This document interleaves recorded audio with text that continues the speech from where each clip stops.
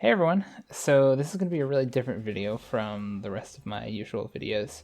I've been thinking for a while that a lot of my previous videos just end up taking a lot of time to do. All of the scripting, all of the editing is very time consuming, and I play a lot of games in the meantime. So I feel like there's sort of a need not being met by me playing all of these games that I'd love to produce content for, but the blocker of just like, okay, well, making a video takes just as much time as playing a game, if not more in some cases. So what if I, tried to do something more off the cuff to cover different games that I played? So in other words, this is going to be not scripted, not very edited. If this is not really the type of content you're looking for, no worries. I'm still planning to do more long form edited stuff, but I figured I'd take a stab at trying to do something more off the cuff. So without further ado, let's take a look at today's game, Marvel's Spider-Man, Miles Morales. Alright, so Miles Morales is a Spider-Man game that was released this year, so 2020, on the PlayStation 4 and PlayStation 5. Which one of the noteworthy aspects of that is that it was a launch title, quote unquote, for PS5, and that you could play it on PS5, and it was kind of being promoted, I think, as like one of the mainstays of the PlayStation 5. But I don't know. In many ways, it still feels like a PlayStation 4 game. Like it's available on both platforms. I don't have a PS5. This is a bigger topic than this video, but I don't really think there's that many valuable games available yet. Like to exclusively PS5, like the only one really is Demon Souls and this game that I was even interested in checking out at all. And this one's available on the PlayStation 4, so I ended up picking it up and playing it on the PS4. It's also made by Insomniac Games, which is should be noteworthy, I think, or at least it is to me. They made things like Ratchet and Clank, generally seen as a pretty good developer in my eyes. They also made the original Spider-Man in 2018, which was like the base for this game. And honestly, a lot of my thoughts just go back to how this compares to the base game, because a lot of it just like since I played the base game before this, a lot of my experience and expectations were just comparing it directly against that game. It's also worth mentioning that the game is $50, which doesn't really seem that relevant now, but honestly was one of the main things that was my takeaways, just in terms of the amount of content available. But I'll get into that later. So in terms of like my TLDR thoughts, overall, like the game I would describe as fine, like probably like a 4 out of 5, maybe like a 3.5 out of 5 if I had to give it a rating. It's literally just more Spider-Man. So if you've played the 2018 Spider-Man, which I actually think is pretty good, like that to me is like a solid 4 out of 5 game, like a strong 4 out of 5. This is literally just more of the same. Honestly, my biggest thoughts with the game in general is that they've been marketing it as a completely new game, but like that's just not the case. No matter how much they want to like market it that way or like charge $50 for it in that way, which is essentially almost a full price game, it's a standalone DLC. And other standalone DLCs are in comparison are usually cheaper. They're like $30 to $40, which like, 10-20 bucks is probably not a big deal, but I don't know. It really stuck out to me because I don't know. It's so much closer to that $60 mark. And so like I want to compare it to like a full length feature game.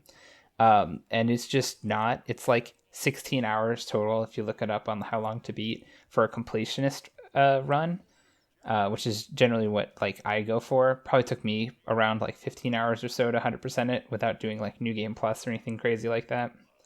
And like that's fine, but charging $50 for that is already a little sus just based on time alone. But like the map is basically the same. A lot of the core mechanics are basically the same. The universe is the same. It just there's too many overall aspects that are the same that it just felt so much more like a DLC rather than a full length feature game. And that just didn't sit right with me, and I think is part of the reason I don't view the game as favorably in retrospect, or upon completion as I think I would have otherwise. If this was $30, I actually would be rating this pretty highly. So if there's a chance that it ever goes on sale, like then I think it's much more worth picking up. But at least on its initial price, like I just don't think it's worth it. But anyway, let me actually get into some of the specifics of the game instead of rambling on about sort of my macro thoughts. All right, so getting into some of the specifics in terms of gameplay, it is the same and different from the previous Spider-Man in a couple of ways. So the web swinging, the traversal is all the same, which I actually think is great.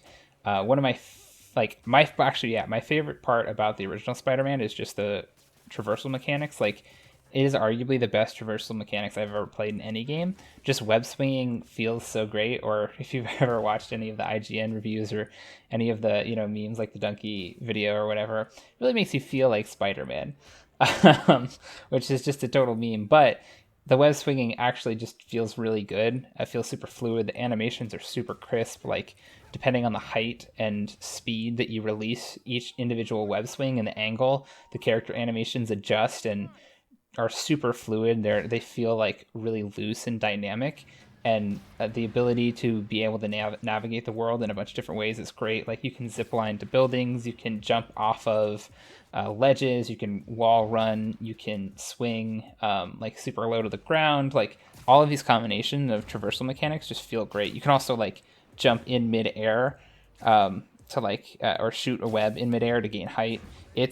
It just feels great traversing the city. Like, there is a fast travel system in this game, and there was in the original one as well. But I think I used it maybe 3 or 4 times, which is just not true of almost any other open world game. Like, it's just more fun to swing around. And they also do like they also play radio station clips while you're swinging around. So like, not only is it just like, hey, I'm just kind of traveling around and like that feels fun, but like there's stuff in the background that incentivizes like it's worth it to just travel, right? Because it just feels great, and you get like content that way. But anyway, outside of traversal, the other main gameplay is obviously the combat. Combat's kind of meh. I mean, it's basically like the Batman system where you just sort of like snap to enemies. Um, I didn't really have any major thoughts for the original Spider-Man release on this. Like, it was just fine, but it actually stood out to me as not being super great in Miles Morales. And I don't know if that was because they changed something about Miles Morales, or I just noticed the flaws in the combat system more this time around. But specifically, I had trouble with the camera and being able to like lock on to enemies or actually hit the target that I wanted to, or do the interaction that I wanted to with the enemy. It's just weird stuff like that, because it's just sort of the game. You hit one button to attack, right, and the game has to basically take into account the camera angle, whether you are already hitting that enemy, like just a bunch of different factors to actually make a decision on who you're attacking. And the combat actually does get a little bit challenging near the end too.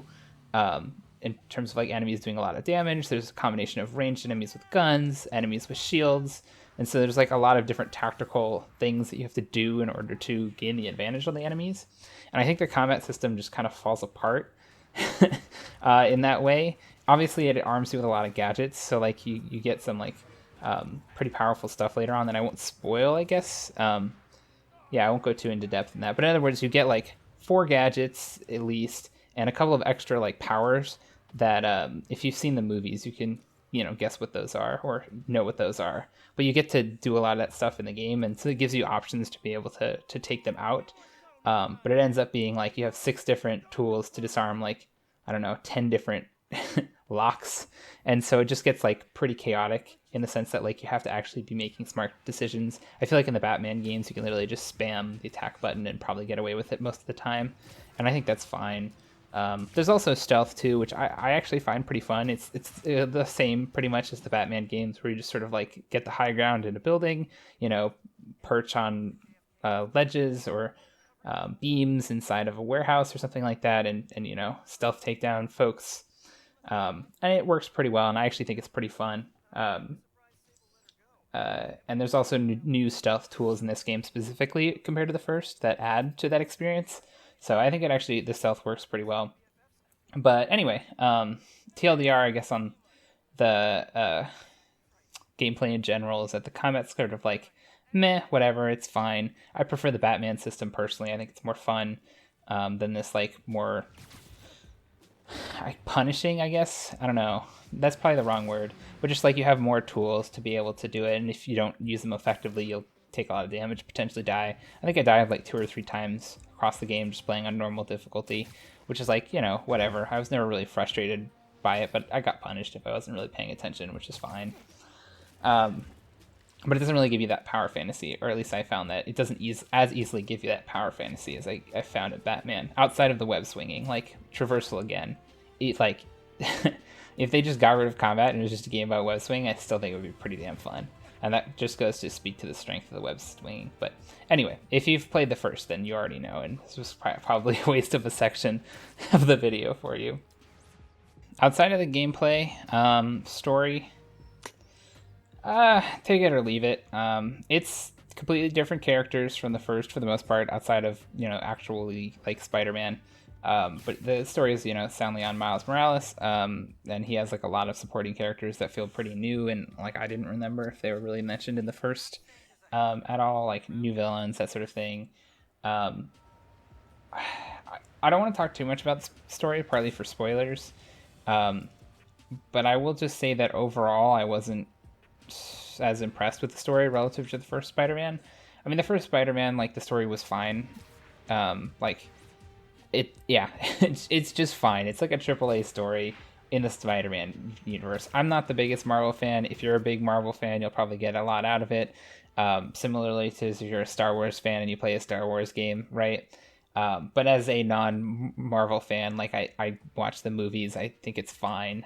I like it, but like I don't really know a lot about it. It was fine.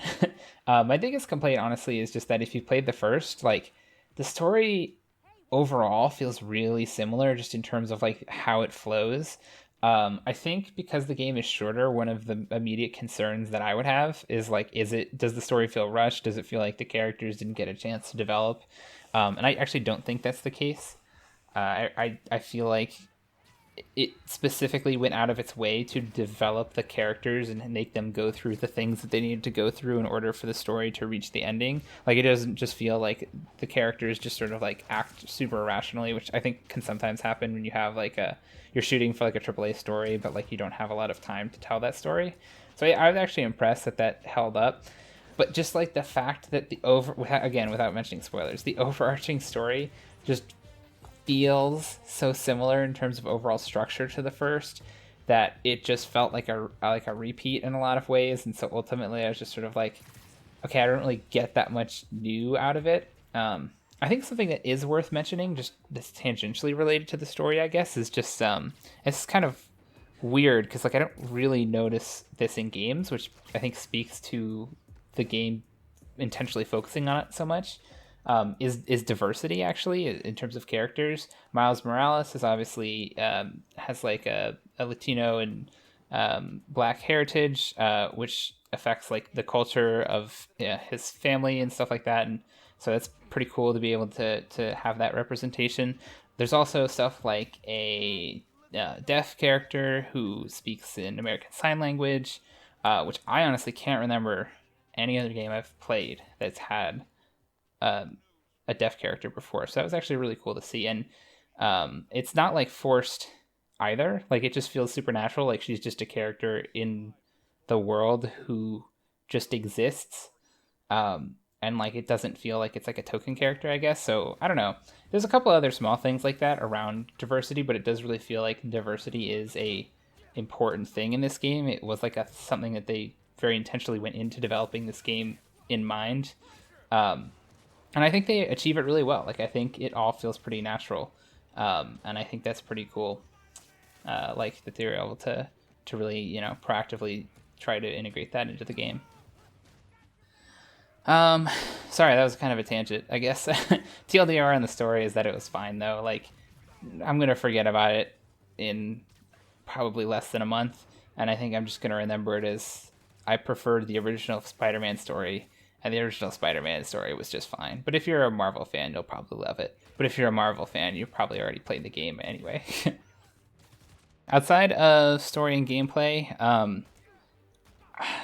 so I wrote technical aspects down as like a point that I want to cover in this series for games. But to be honest, like, I don't want to be a guy that covers technical aspects in games. Like, TLDR is, does it work? Are there any issues? Because that's really all I care about, right? Like, especially on a console game, right? Like, there's not going to be like a ton of settings to really optimize. I did notice there was a lot of accessibility settings at the beginning, which is pretty cool. Like, I upped my like subtitle size, and you can like change the background, and there's like colorblind modes and stuff like that. So that's cool. But um, one thing that was interesting about this game that I wasn't expecting was actually a couple of bugs, and like not just like haha minor bugs, like laugh it off and forget they happened, like actually like game impacting bugs, but not like game breaking bugs. So for example, there was essentially like three what I would categorize as like noticeable bugs, and like one major bug. So an example of those things is one time on a side mission, there was a couple of interactable objects and the texture didn't load. It was just like a blank red texture, um, which was like kind of weird, but like not super game impacting because I just interacted with them. Like Miles said a comment about what the item was and then moved on, and like I don't even really remember what they were outside of the fact that they didn't like have textures. A couple of audio bugs with just like characters' voices just not working sometimes. One time I reloaded from a checkpoint, and then it fixed it. Another time I did that and it didn't work, but like it only lasted for like a minute and then it fixed itself. So like just weird stuff like that. I will say the checkpoint system is super super generous. Every single time that I ever ran into an issue and I had to reload a checkpoint, like I literally lost zero progress. It was completely like wherever I had left off, I just immediately jumped back in, which was nice. So no frustration there. But the major bug was that it did crash once when I had to just relaunch it from like all over again. I can't remember the last time that's happened on a console. So it's really surprising, and I don't know if that's because they focus more on the PlayStation 5 optimization, and it's not necessarily a game as well made for the PlayStation 4, or that it was just like developer time, and they just didn't get to QA it enough. My guess is it's probably some combination of that, because again, the game just is shorter, like overall, right? Like it's supposed to like a 50-hour game, 16 or so. So that's my guess as to like why that is the way it is. But anyway, it was just sort of like weird enough to be like, huh, I'm surprised there's bugs in this game, and then move on because they weren't an issue. So that's my sort of like TLDR on the technical aspects. Anyway, yeah, I think those are the three major areas that I wanted to cover. Just sort of like as a recap, TLDR. Story was fine, kind of forgettable. Gameplay is great, but it's just the original Spider-Man gameplay with some like added skills, which are actually fun. I didn't really talk about it in the gameplay section, but you do get new tools, and I actually kind of enjoyed using them. Like I think they actually add a lot of fun to the gameplay, which is cool, but I don't want to talk about them for spoiler reasons. Yeah, it's just fine. I personally am fine playing it because I enjoyed the original Spider-Man, but like I'm not walking away feeling like I like had with my mind blown or anything like that, which is kind of a shame. Like that's really what I want to see from a game, is like, wow, this is something I'm going to remember, and really it just made me be like, yeah, no, it was Spider-Man DLC.